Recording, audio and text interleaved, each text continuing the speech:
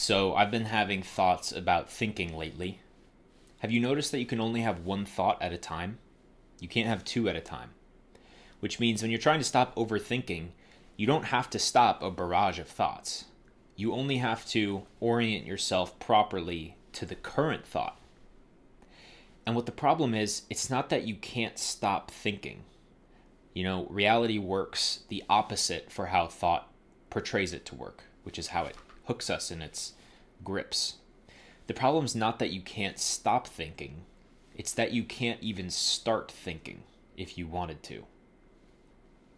Notice that you don't even choose to start thinking. It kind of happens on its own. Just like stopping thinking, starting thinking is in the same boat. So by having a more zoomed out, accurate view of this, you can realize you're kind of dead in the water. And the only thing that assumes thought is a problem is another thought.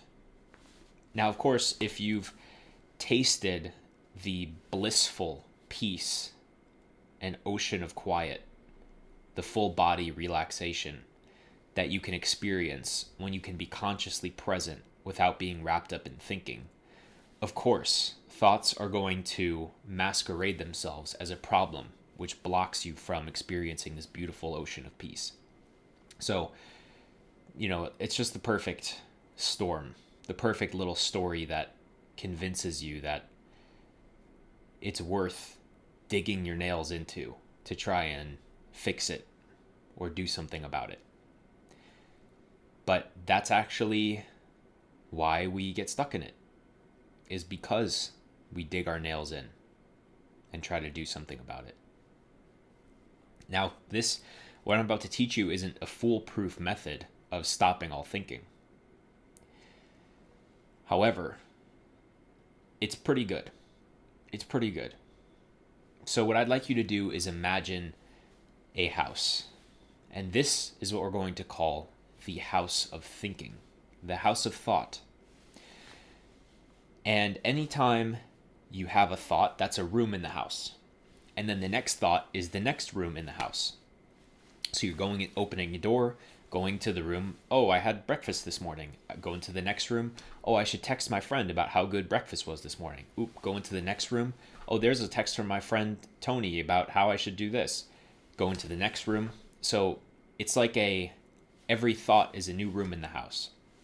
Now, at some point, we remember, oh my God, it was so nice to be outside of this house. Like, it's all stuffy in here. It's all, come to think of it, it's not decorated very nicely. It's kind of claustrophobic. I kind of want to go outside and get some fresh air from the house of thought. And then, because thought is our problem-solving system that we use to solve problems that don't exist, we will reach for the next door. It's like, okay, so we're going to get out of the thoughts, right? Yes, we're going to get out of the thoughts. And then that's the next room. And that's the next room. And you start to realize thoughts don't know how to get out of thoughts. You don't know how to leave this house. You're stuck in this house. Oh no. And every door you reach for, none of them are the exit. They're all a self-generating next room of the house. The key is to actually let yourself be trapped in the house. Be like, okay, well, I guess we're stuck in this room. Why don't we enjoy this particular room of the house? What's this thought that I'm on? Let's say my thought is, oh, my friend Tony just texted me. That's the thought. Okay, let's hang out with that one. My friend Tony just texted me. Okay, my friend Tony just texted me. Yeah, I'm not going to leave this room. I'm fine. I don't really know how to leave the house. And then before you know it, it starts to loosen on you automatically. When you stop knowing how to leave the house, you stop generating the house. And you find yourself outside. And then you can finally breathe the fresh air. And you can't get out of the house any other way. None of the doors lead to the outside. It's that you're already standing outside. It's just about not going into another door.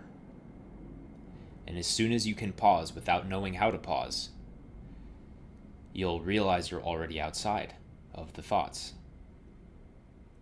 And then this is where the next part of the experiment comes in. This house of thoughts isn't something that you're inside of. It's something that is inside of you. And so you're not letting the house disappear around you when you leave the house of thoughts. You're letting that house disappear within you completely. And when it disappears within you, the fresh outside air is present right here for you whenever you need it. So there you go. Let me know how this worked for you. Thanks for watching, and I will see you back in the Thought House another time. Bye-bye.